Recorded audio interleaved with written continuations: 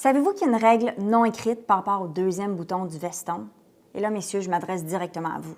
Le deuxième bouton doit toujours être détaché, sans aucune occasion que vous avez la permission de l'attacher.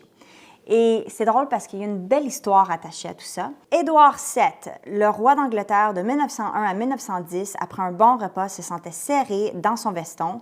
Pour plus de liberté, celui-ci entreprit d'ouvrir le dernier bouton.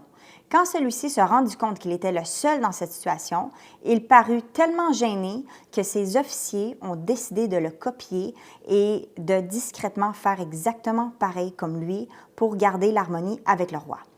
La rumeur enfla rapidement et la cour du roi adopta rapidement cette coutume.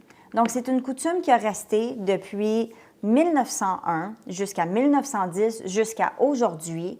Et c'est une loi non écrite dans l'industrie de la mode. Tous les gens qui s'y connaissent un minimum dans l'industrie ne vont jamais attacher le deuxième bouton pour peu importe la fonction que vous avez, surtout si vous êtes dans l'entreprise, haut dirigeant. Si vous voulez faire cette bonne première impression, n'attachez jamais le deuxième bouton. C'est une loi non écrite.